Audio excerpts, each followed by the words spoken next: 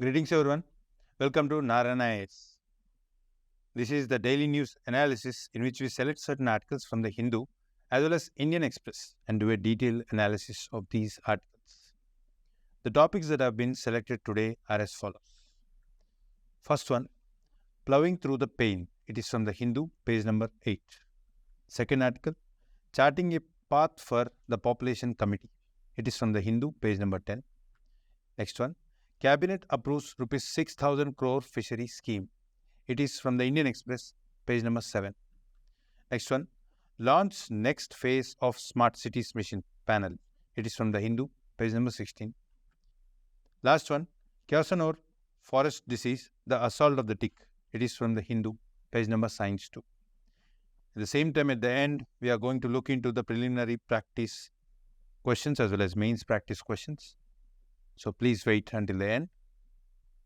Now, let us look into the first article, Ploughing Through the Pain. The first article is the Ploughing Through the Rain. This article explains about the farming crisis in Marathwada region in Maharashtra. This could be taken as a case study to understand the farm crisis that we are witnessing throughout the country. This crisis needs to be resolved at any cost, as farming is still the backbone of the economy in the villages, and close to 45% are dependent on farming for livelihood purposes. And thus, the well-being of our country depends upon how we are able to tackle the farming crisis. The farmers' suicides is a reflection of the extent of crisis being faced by the farmers. Now, through this case study, let us examine the underlying causes for this crisis, and thus try to pursue a way through which we could counter the crisis and enable us to solve this issue. The topic is of relevance as we are going to learn about the farmer suicides. And with regards to syllabus point of view, you could map it to GS Paper 1 Indian Society and GS Paper 3 Agriculture. Why we are mentioning GS Paper 1 Indian Society, it is because of various social reasons for the farmers to resort to such drastic consequential actions where they are even taking out their lives on account of the crisis that they are facing. Many underlying social causes will also be examined while we study through the causes. The previous year questions that could be connected to this topic are as follows. Explain various types of revolutions took place in agriculture after independence in India, how these revolutions have helped in poverty alleviation and food security in India. This question has come in UPSC exam 2017. So this in itself shows the importance of farming with regards to poverty alleviation and food security in our country. Before, let us go to the context why we are presenting this article in the first place. The Marathwada region, which is in Maharashtra, in the year 2023, we have witnessed around 1,088 cases of suicides in the 8 districts of the Marathwada region. Marathwada is one of the region in the Maharashtra state. And this region has witnessed high number of suicidal cases. Added to it, this is just a surface level statistic. The actual number of suicides are far higher, as we could see the reports that suggested the extent of farmers who are contemplating suicides. Thus, we are not recording accurately the extent of suicides that are committed. This shows the gravity of the problem. There is a need to contemplate, thoroughly think of the issue, and try to find an innovative way to reduce this crisis. Why? Because whatever the measures that presently we are undertaking are not at all sufficient to resolve this issue. Now let us look into the causes for the crisis. Firstly, the mounting debt. One of the reasons why they are committing suicide is the debt burden that they are facing. And thus they are entering into the debt trap where they are taking the debt to repay their debt but not to earn enough money. Firstly, why we take the debt? We take the debt so that we could use it and earn profits. If we are not even able to resolve the debt that we have taken, then we will fall in the cycle of taking debt for the sake of taking debt. Instead of earning profits, we are simply paying the debt. Added to it, this debt is compounding. It is increasing year after year, and thus unable to resolve this crisis of paying the debt. Why? Because the debt is mostly taken from the informal lenders. They will be haunted again and again to repay the debt. Added to it, the interest rates are far higher than one could imagine, close to 30 to 40% too in certain cases. This will compound and keep on increasing. Many times, even for the sake of not able to repay the debt of 2 lakhs to 3 lakh rupees, the farmers are taking out their lives. How could they even meet their livelihood, lifestyle needs if their debt is so huge? As young as 20 to 30 year age group individuals, that is farmers in this case, who are so young, but yet on account of their dependence on agriculture, they are taking out their lives. This shows the extent of crisis that we are facing. A report which is compiled by Sunil Kendrakar has shown that close to 1 lakh farmers in the Marathwada region are contemplating suicide. So the problem is far graver than the extent of suicides that we have earlier seen in the slide has shown. Added to it, the crop failure and the loss of livelihood. What we are witnessing again and again is the dependence on the unceasant rainfall. The rainfall, which is not constant rainfall being the major source of water. Added to it, the drought-prone region, the semi-arid region of the Marathwada. Certain times, the rainfall is downpouring to such an extent that it leads to the crop failure on account of floods. Certain times, the unavailability of enough rainfall is leading to the drought, not providing enough water to the crop. Added to it, the kind of crop pattern that we are witnessing here is also a reason for the crisis that we are witnessing in agriculture. The crop pattern, in the sense we are not planting the crops that are suitable to the kind of soils and the extent of resources of water that are available. Like for example, here the shrinking of water resources is on account of the planting of water guzzling crops like sugarcane. So this problem is also contextual, lack of enough knowledge, awareness, or the kind of foresight that is required to involve in business ventures. Agriculture is like a business venture where we invest money so that we could get returns. But here, this is unprofitable, unviable on account of the kind of investment that is being done. The inputs that are used to get the output itself is faulty, and thus it is unviable and unprofitable, leading to the losses. For example, the topography of Rajasthan is much more tougher when compared to the Marathwada. And there are many districts in Rajasthan where the rainfall is far lower when compared to the various districts in Marathwada. Yet what we are witnessing is that the suicidal rates in Marathwada region are far higher when compared to Rajasthan. One of the important reasons to do with is the kind of cropping pattern that we are witnessing here. Added to it, the issue of the climate change and the hardening of the soils on account of the kind of cropping pattern that we are witnessing. At the same time, the climate change is linked to the global greenhouse gas emissions. This is completely changing the kind of climate patterns in terms of rainfall, flooding, or other kind of intense weather-related activities. These are compounding and making the life much more harder to the farmers to engage in agriculture-related activity. Added to it, the market instability and the price fluctuations. Our agriculture markets are not formal enough or organized enough to fetch returns as per the investments made. For example, if the cement manufacturing companies involved in production of cement, we could expect some form of returns from the cement produced. They charge the customers on the basis of the extent of input costs that they incurred. Of course, they too face the challenges at the global level, but at least it is organized in its structure. But the farmers are still not organized in terms of market transactions. If you look at the cotton prices, it ranges from rupees 6,500 and rupees 7,000. But the cost of production is not compensated with the selling price that they are able to fetch on account of selling their produce in the market. They are able to sell it for only rupees 6,800. How could you expect farmer to earn income if he is not even, or if he or she is not even able to get the returns as per the expectations? At least the 50% of profit will compensate for the livelihood requirements.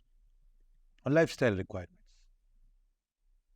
Next comes the lack of institutional support. As we already seen, the mountaining debt crisis.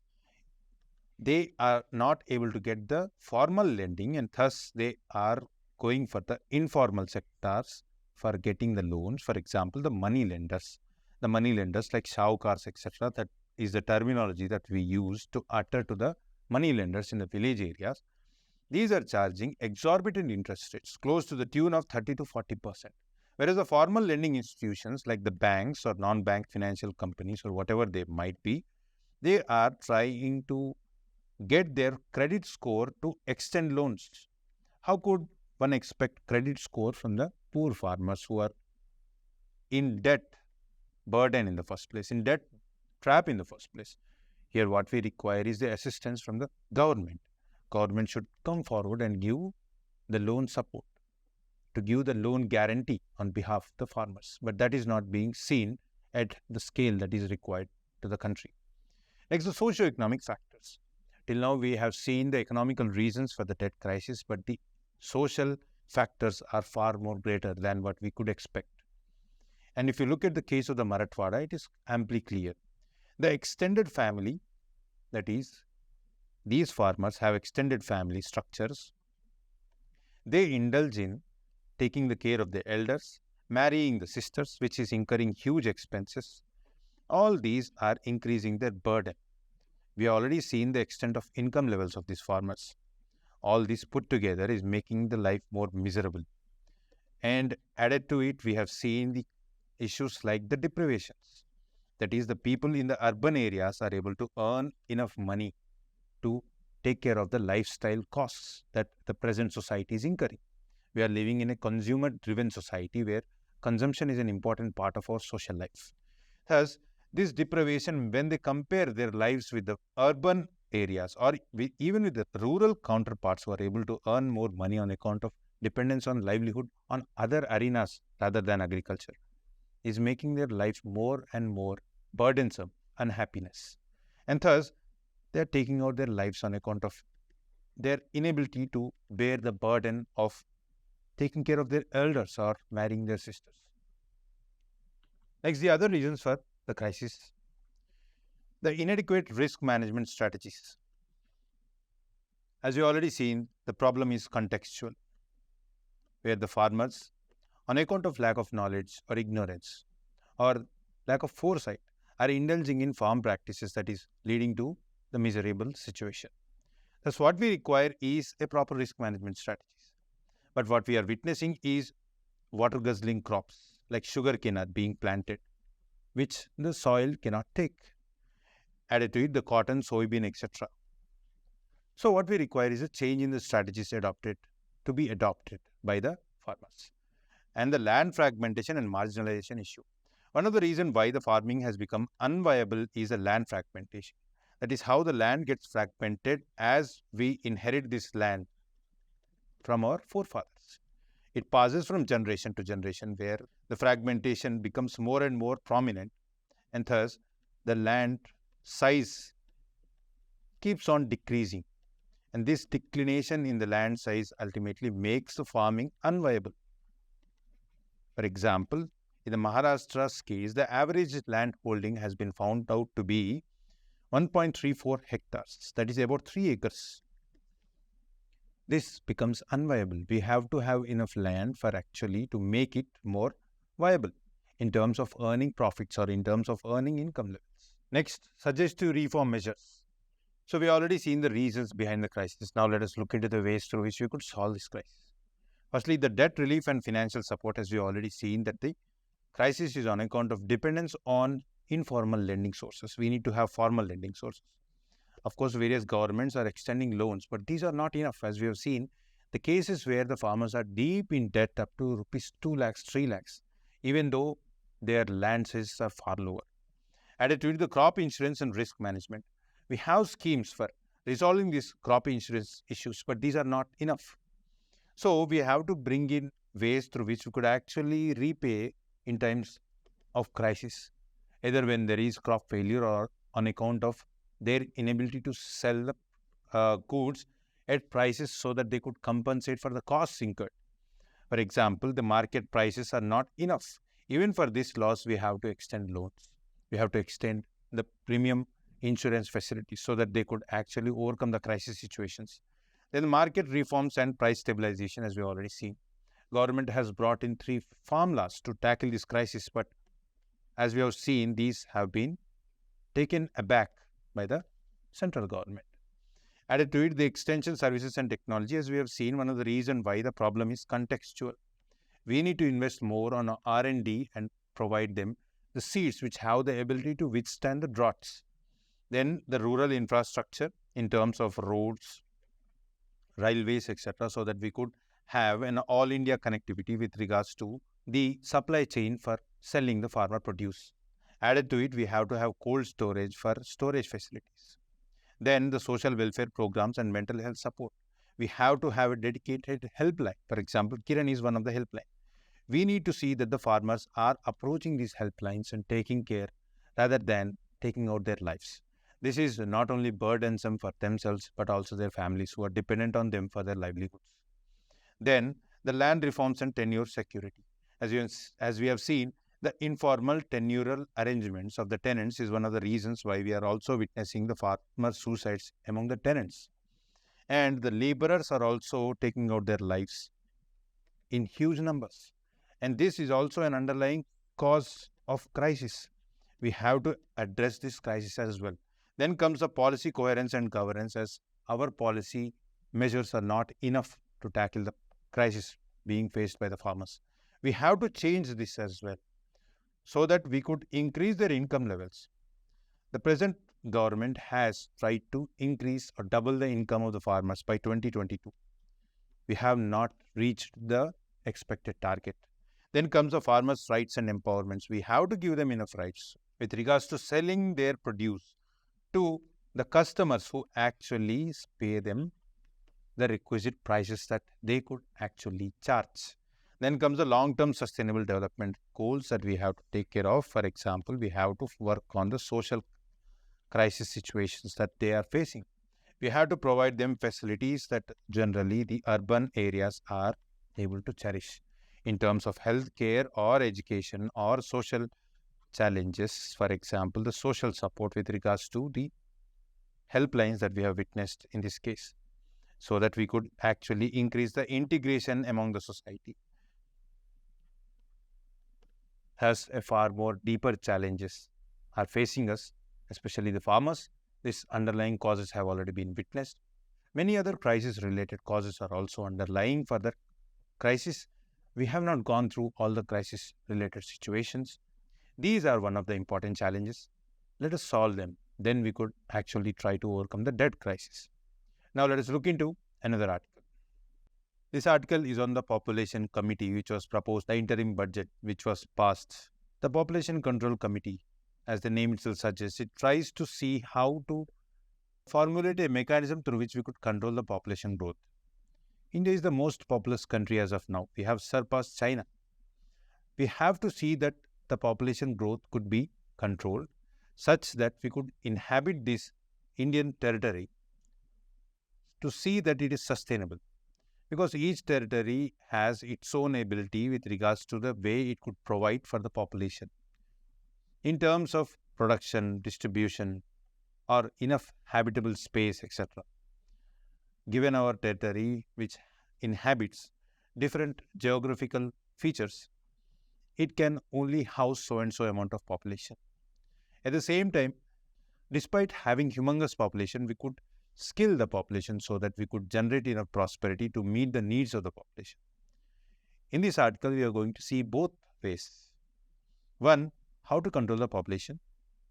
Two, how to utilize the potential of the population and the measures we need to adopt to see that we could live peacefully and sustainably with the extent of population that India has at the moment. The article is of relevance because what we are going to learn is the demographic dividend. Nothing but instead of considering that the large population as a liability, we could use it as a dividend, that is an enabler in terms of generating prosperity. That is, population could be used to create wealth. Next is population control measures. In population control measures, we will see how the social indicators could be tackled to see that our population could be stabilized. Of course, we are in a stable mood as of now. The mode is going to be smoother as we go along, as various population projections have shown. Our total fertility rate is in control.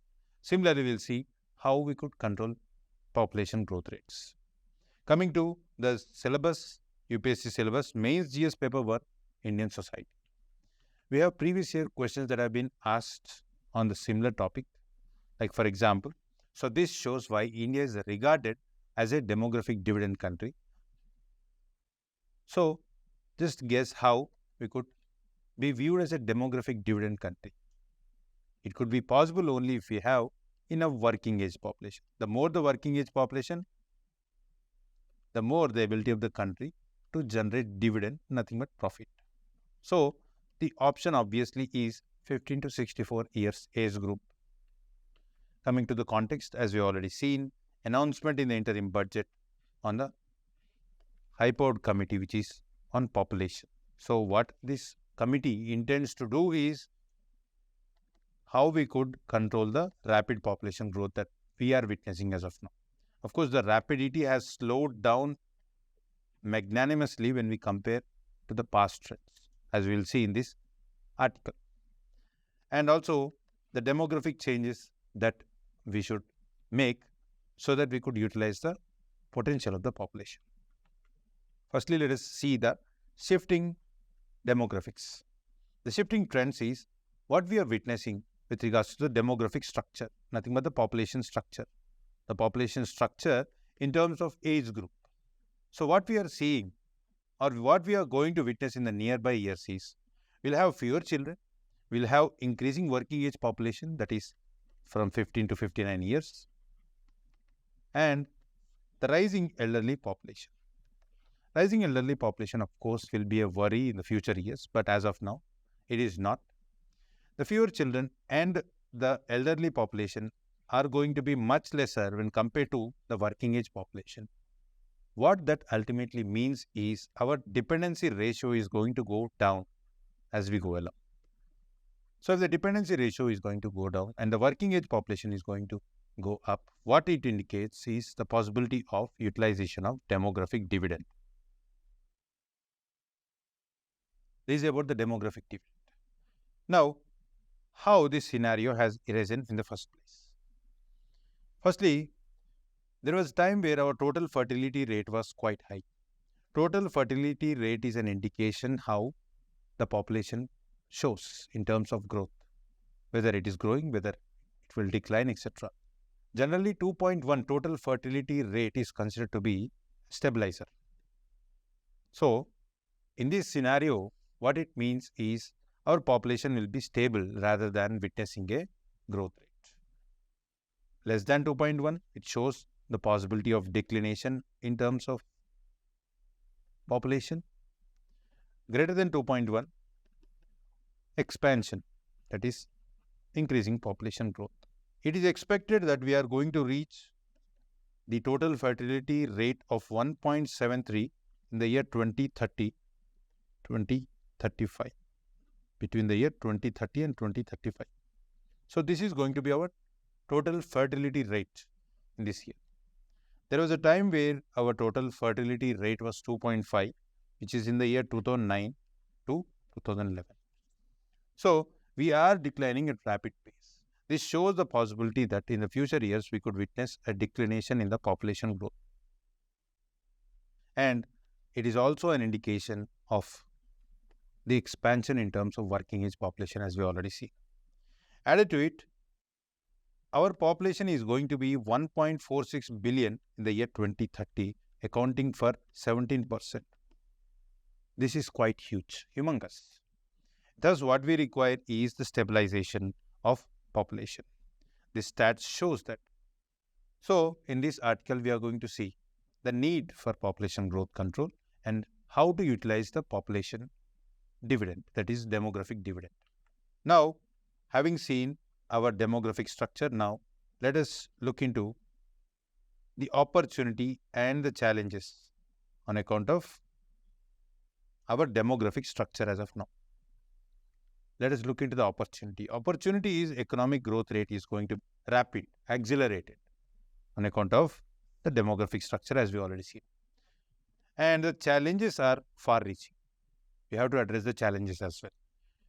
We could see that the demography could be turned out into a dividend only if we are able to utilize the skills, only if we are able to improve the capabilities of the population. This requires us to invest in the human resources. So, we have to invest in health, education, skill development. Only if we are able to undertake all these activities, then only we could expect our population to thrive in terms of the prosperity. Let us look into the measures that we need to adopt to see that we could improve our ability in terms of utilizing our population. Firstly, investment in healthcare. We have already seen how our healthcare is in a crisis state. Our out-of-pocket expenditure is far greater. It is considered among the highest in the world, one of the highest in the world. And thus there is a need for us to see that we could tackle the healthcare costs. Because many times what happens is populations fall below that is certain sections who are poor, who incur high health expenses, fall below the poverty line. This will have a recursive impact on their families. Is poor incomes. Added to it, health care should be taken to improve the capability of the population. And thus, capability in the sense, if we take care of their health, then their ability to do the productive work improves. That is why health is one of the important sector where we need to work on to see that we could realize our potential. Coming to the education. Education is important because we need to impart skills among the population. Then only we could expect the possibility of dividend. A UNICEF study has shown that by the year 2047, close to 47% of the population will not be ready in terms of getting absorbed in the market. Their skills are not enough to get absorbed in the market. As you know, what we are witnessing at the moment is the knowledge-driven economy. Knowledge-driven economy requires us to invest in the knowledge. It might be artificial intelligence, machine learning, etc. These skills will lead to the possibility of getting recruited in the market. At the same time, these technologies could have the ability in terms of reducing the employability on account of their far-reaching impacts on the job structure. Thus, we need to take care of it. Added to it, our higher educational levels are not high enough. It's still hovering around 30 to 40% in terms of giving education to the population. This is not at all enough. At the same time, our primary education levels lack quality. The ACER report shows it, that our outcomes are not great enough. And thus, we need to also work on the primary education, which imparts basic skills training. Curriculum also should be designed as per the expected standards from the children, as per the job market. Of course, new educational policy is trying to address it. We have to work it on war footing. Added to it, the data collection, etc. should be improved with regards to the way in which policy could be formulated to control the population. The lack of proper qualitative data is one of the reasons why we are not able to control the population growth rate to the desired levels that we could expect. Thus, we need to have modern infrastructure, digital technologies needs to be adopted, and data security and privacy should be also taken care of while collecting the data and analyzing the data. This data provides us the insights to manage the population control. For example, we have higher population growth rates in the Bimaru states. Uttar Pradesh and Bihar accounting for close to 50% rise in the population growth rate in the country. We need to tackle measures specifically targeting these states, then only we could expect certain changes. What this also shows is that the social indicators are one of the reasons why the population growth rate control happens. If the social indicators are good, the population growth rates could be checked. If they are not good, then there is a possibility of increase in the population growth rates. The southern states like Tamil Nadu, Telangana, Karnataka, etc. have reached the replacement levels in terms of total fertility rate way ahead when compared to the northern states and stabilized the population growth. Why they were able to achieve is on account of the social indicators. They have pushed for health, education, skills, etc., making the population employed with enough skills to tackle the family structure so that these families are sustainable.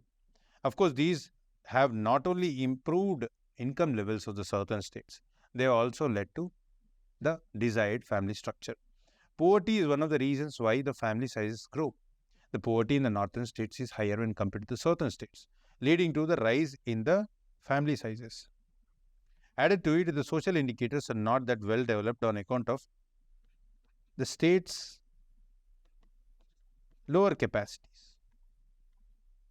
States haven't given enough push for the development of social skills or social sectors like education, health, etc. So, the initial three mentioned here will not only improve the population's capacity, but they also have the ability to control the family sizes as well, in turn controlling the population growth rates. Then we need to have national censuses and surveys for improved data quality. Added to it, data quality assurance mechanisms, data initiatives and transparency, and collaboration with international organizations to see that we could formulate the desired policies for the population. So these are important ways for improving our policies. So in this way, if we work, we could do a comprehensive approach to see that our population control could be achieved. At the same time, utilize the ability of the population for improving prosperity. This completes the article. Now let us look into another article. Recently, Government of India has launched a scheme targeting the fishery sector in this country. In this article, what we are going to see is the details about the scheme, as well as under which scheme this has been launched and the impact of this scheme on the fishery sector. At the same time, we are also going to see the previous attempts to improve the fishery sector in this country. Firstly, the thing that we are going to learn from this topic is Fisheries in India, Blue Revolution and the scheme PMMKSSY. Coming to the syllabus point of view, it is relevant to GS Paper 3, Transport and Marketing of Agricultural Produce, as this scheme is expected to improve the transportation, that is the supply chain. We try to improve the supply chain as well as organize the details with regards to the production and supply and selling, and thus it will impact the income levels. So because the more the organized the market is, the better the ability to realize the prices for which they could receive the incomes that they deserve, and thus earn more income on this accord. Coming to the other point of view, food processing and related industries in India's scope and significance. So in this way, the topics are related to the UPSC syllabus. If you look at the previous year questions that have been asked on the similar lines, define Blue Revolution, explain the problems and strategies for pisciculture development in India. So these two targets the fisheries. So we could also expect the questions on the fishery sector in the future years. Coming to the context. The context is the launch of the scheme Pradhan Mantri Matsya Kisan Samriddhi Sahayojana. So this is about the scheme that we are going to learn. The scheme is a sub-scheme within the Pradhan Mantri Matsya Sampada Yojana. So we have to learn about Pradhan Mantri Matsya Sampada Yojana as well, which is targeting the development of the fishing sector in this country. So what this scheme ensures, that is the scheme that we are talking about, is the Pradhan Mantri Matsya Kisan Samriddhi Sahayojana. It ensures formalization of the fishery sector. We are trying to formalize the fishery sector. Presently, it is highly unorganized. We do not know the extent of players that are involved in production of fisheries. Generally, formalization or organized way of production is found out in the formal sector, in the sense they have proper calculation with regards to the extent of production, proper supply chain through refrigerated vehicles or through storage channels, through proper networking of logistics, etc. For that, we need to be aware of the data.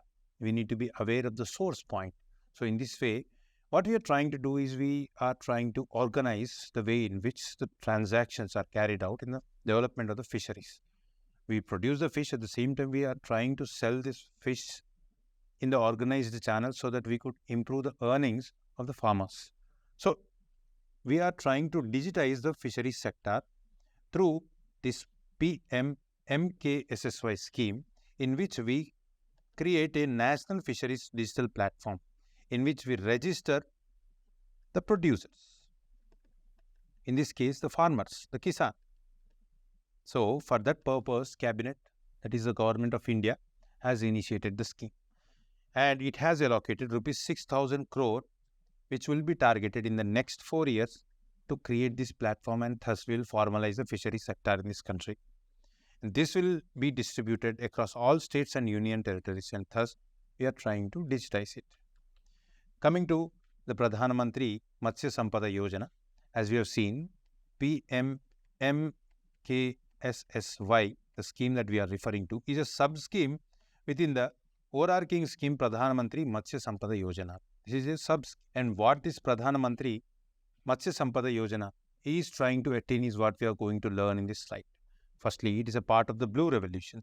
As the name itself suggests, it is a revolution in the fisheries sector to produce more and more fish at a rapid pace. Like the way we have seen the White Revolution, which targets the production of milk, here we are trying to target the production of the fishes. And this is also a part of Atmanirbhar package, where we are trying to meet our own needs through the production that is carried out within our country. Of course, our country is doing well in terms of fisheries sector, but our potential and prospects are far better if we target it with schemes like Pradhan Mantri Matsya Sampada Yojana.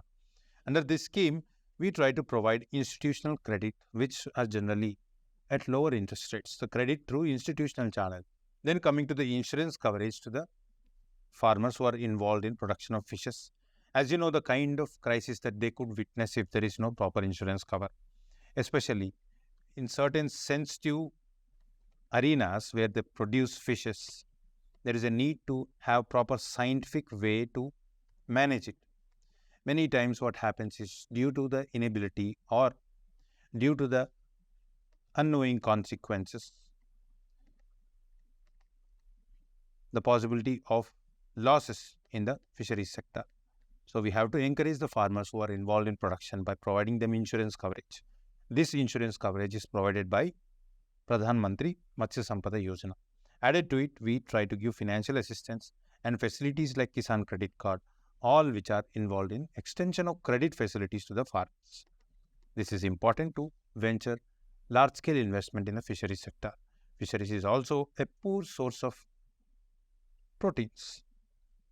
So, as you know, the protein intake of Indians is quite lower, and thus we need to find cheap ways in which we could provide these facilities. Fishery sector is one such arena which could improve the protein intake of Indians. What is Blue Revolution? As you already seen, it targets the increase in production of fisheries. And we have previous year attempts under which we have taken up Blue Revolution, starting from the 7th 5-year plan, where we have Fish Farmers Development Agency, and 8th 5-year plan we have launched Intensive Marine Fisheries Program. These are nothing but certain programs that we have launched within this revolution, that is Blue Revolution. Now, the status of fisheries in India. We have already seen that India is doing quite well in terms of fisheries sector. It is the third largest fish producer and the second largest aquaculture producer globally. And we have transformed from marine dominated fish production to the inland fisheries, that is within our geographical boundaries, rather than venturing into the oceans for production of fisheries. So we are improving in terms of inland fisheries production. If you look at the states, Andhra Pradesh is top in terms of production of fisheries, followed by West Bengal. This is also important if you have to learn the facts relevant to the preliminary examination point of view. Coming to the issues and challenges that we are facing, the illegal, unreported and unregulated fishing that we are witnessing. This is one of the major challenges, nothing but we are venturing into the oceans where, despite having certain regulations with the way in which the fishing has to be carried out, we are not following certain procedures. It is not that every Indian is doing the same. Certain miscreants who are trying to make the buck, who are indulging in certain practices which are not accepted internationally as well. But many argue against this way of picturizing the things or framing the things. Why? Because of the poor state in which our fisheries is with regards to the population who are indulged in production of fisheries. We are not organized enough to see that we could use the boats which are mechanized for carrying all the fisheries in the marine areas, that is, in the oceans. We are still dependent on manual ways of boats where people from lower socio-economic background are venturing into the oceans for catching the fish in the oceans. But many characterize this as involving in IUU, that is, illegal, unreported and unregulated fishing. We shall see this topic in the future date with regards to how we have to assess things with regards to IUU. And the other issues that we are witnessing is weak monitoring and surveillance systems with regards to the way in which fish production is carried out, inadequate infrastructure and technology, that is, we have to improve our infrastructure, and the pollution, climate change and environmental degradation, which is also impacting the production of the fishes, followed by the socio-economic issues that we are witnessing, as we already seen, the profile of the population which are involved in production of the fisheries. So, this is about the fisheries sector. Now, let us look into another article. This article is on the launch of the next phase of implementing smart cities mission. The name itself suggests we want to develop smart cities. Smart cities, as the name suggests, that we are going to provide smart city solutions to the citizenry who are inhabiting the smart cities. So, we are going to provide amenities that are of good quality to make the living a better place. Coming to the relevance of the topic, we are going to learn about smart city mission and about the urban development. Why? Because ultimately we are targeting the development of the urban areas. The syllabus point of view, mains, GS paper 1, urbanization, problems and remedies. So, we are facing the challenges of improving the lifestyle and living amenities in the urban areas. This is one such solution in which we are trying to provide comprehensive view of making planning at a better way and indulge citizenry and provide facilities like sanitation, transportation and resolving the crisis of urban floods, etc., etc. Many such amenities are added within the smart cities. Coming to the previous year questions that have been asked on the smart cities. Like for example, in the year 2016, with a brief background of quality of urban life in India, introduce the objectives and strategy of the smart city programs. This is one such question that have been asked in the previous years. Similarly, we have seen the questions in the year 2016, the same year, but in other GS paper regarding Pura and urban missions, that too target the promotion of urban amenities in rural areas. Nothing but urbanization in this country. And then in the year 2015, we have questioned smart cities in India cannot sustain without smarter villages. This shows how there is linkage between the village development and urban areas. As you know, village and urban areas constantly engage in interaction, where village areas, people from the village areas try to get their livelihood from the urban areas, as urban areas have more scope with regards to employment and other such benefits which are not usually found in the village areas. Now, let us look into the context. The context is we are going to implement the next phase of Smart City Mission, the phase 2 of Smart City Mission, where we are trying to target the Tier 2 cities which are located within 100 kilometers from the state capitals. So, in this way, we are trying to promote the development in the hinterland within the states nearer to the capitals. For example, Hyderabad, in the case of Telangana, we are trying to promote within the 100 kilometers, developing other smart cities so that we could reduce the burden on the capitals, at the same time promote the development in the subsequent regions or adjacent regions. Let us look into Smart City Mission. It was initiated in the year 2015. The main aim of the scheme is to promote economic growth and also improve the quality of life, as we already see. For that, we need comprehensive planning, targeting the social, economic, physical and institutional pillars of the city. So, we have to work on all comprehensive arenas possible to make the life possible in a qualitative manner. Thus, we are integrating economic growth as well as quality of life, so that both could go in tandem rather than targeting one particular aspect of life. Mostly what we see is targeting the economy. Thus, we try to improve the production as well as the livelihood opportunities to improve the prosperities. That is one of the reasons why we are facing the infrastructure crisis, the housing crisis. It might be roads, it might be metros, it might be hinterland connectivity within the urban areas, or it might be in terms of providing proper housing facilities. We are facing all those issues. For that, we need smart solutions. This particular scheme or mission is aimed at providing this smart solution. The initial target has been set to be 100 cities, where 100 cities have been chosen to develop smart solutions. If you look at the finance mechanism, both center and states are supposed to involve in financing the implementation of the scheme. It is a central sponsored scheme. The name itself suggests that the cost is shared both by the center as well as the state.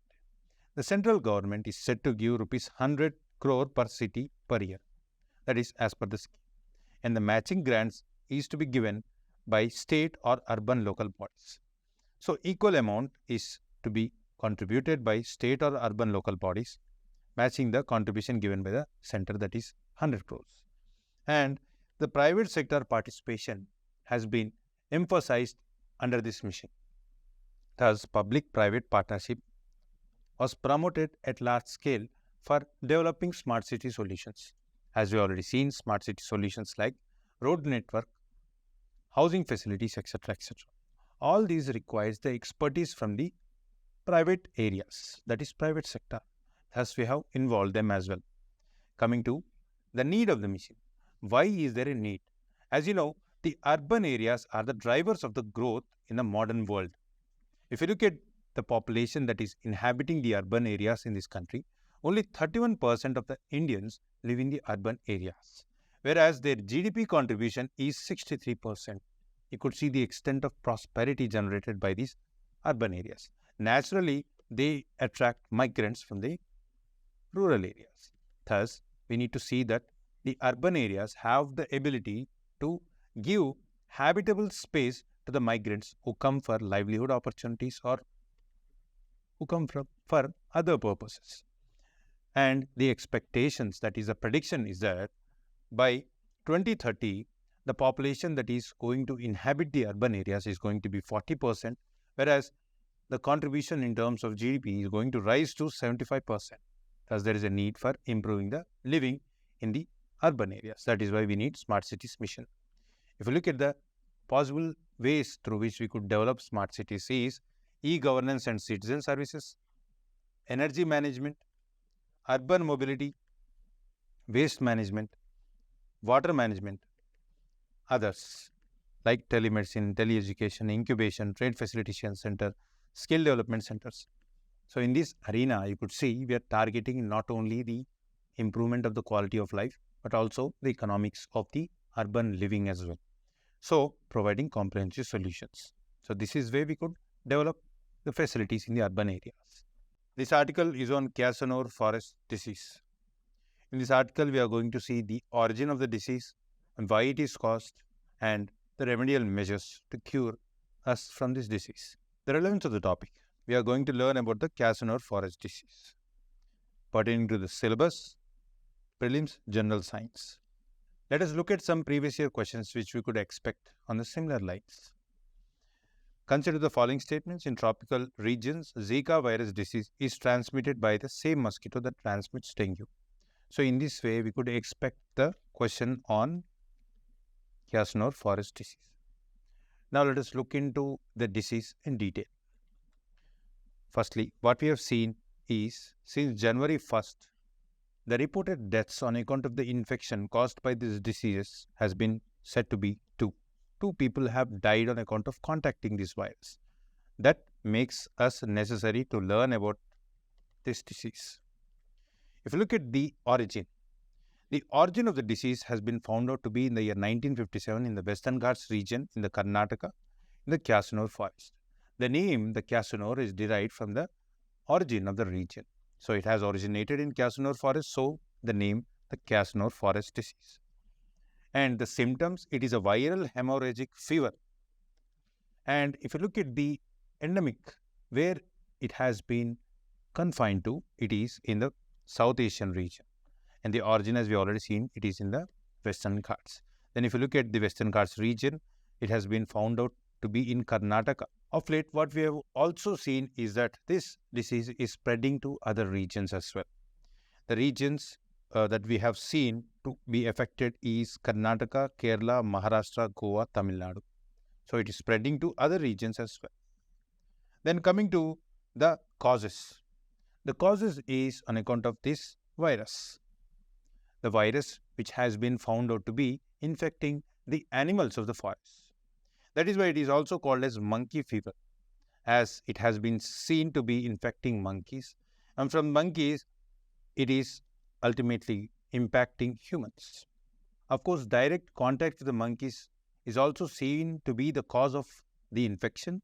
What we have also seen is the possibility of the ticks, which infect the infectious monkeys, which are in contact with the infectious monkeys, and ultimately these transmitting the virus to the humans.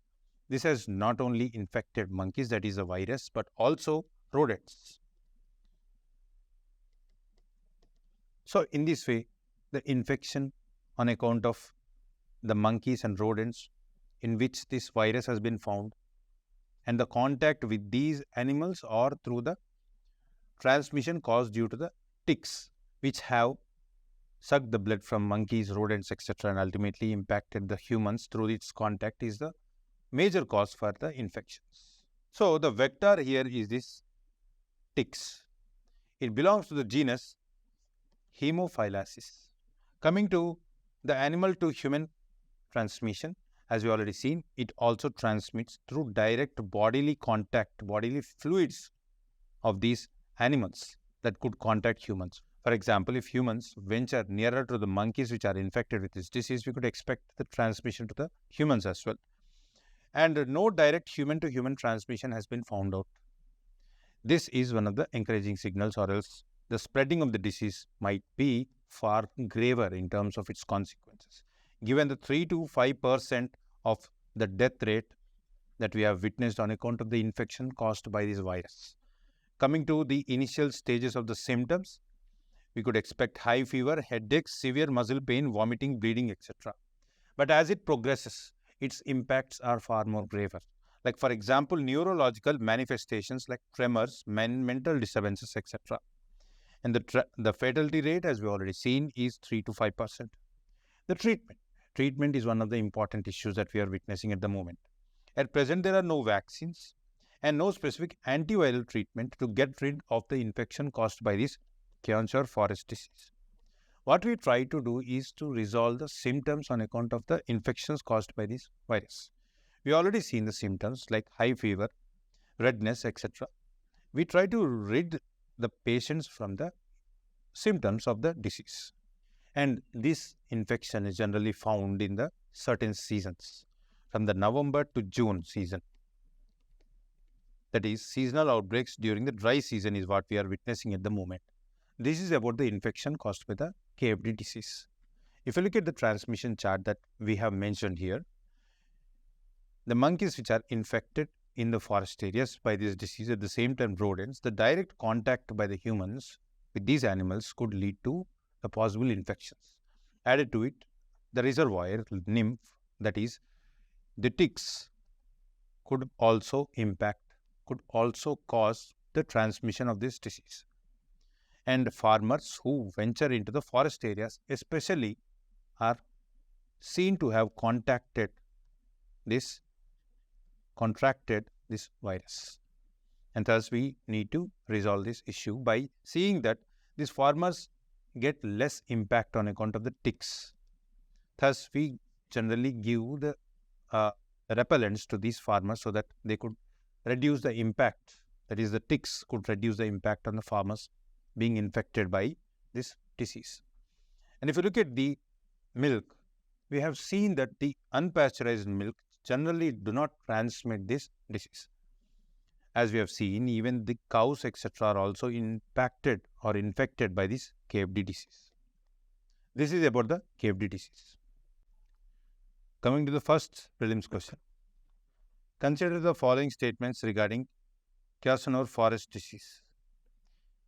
It is caused by a bacteria. This is false. As we have seen, it is caused by a virus. Next, it can be transmitted from person to person through direct contact. We have seen this not to be true, as it is transmitted either from the infected animal or through a reservoir. So this is false. Next one, the disease is primarily found in the northeast region. This too is false, as it has spreaded from Western Ghats in the Karnataka and through the adjacent states in Tamil Nadu as well as Kerala too. So which of the statement given above is or are correct? The answer is D, none of the above. Next question. Consider the following statements regarding fisheries in India. Marine fisheries have more share in fish production in comparison to inland fisheries. This is false. As we have seen, inland fisheries produce more fish at the moment in India. West Bengal is the highest producer, followed by Andhra Pradesh. This is false, as Andhra Pradesh is the leading producer. India is the second largest fish producer and third largest aquaculture producer globally. This too is false, as we have already seen in the article discussion. How many of the above statements are correct? The answer is D, none. Next one. With respect to Smart City Mission, consider the following statements. This mission is fully funded by central government. This is false, as it is a central sponsored scheme. So even states have to share the burden in terms of implementing this scheme. Projects under the mission will be implemented by municipal bodies. The answer is false. As you have seen, we have special purpose vehicle in which even private entities are indulged in participation so that they could also implement projects. Next one, it uses the area-based development approach. This is true.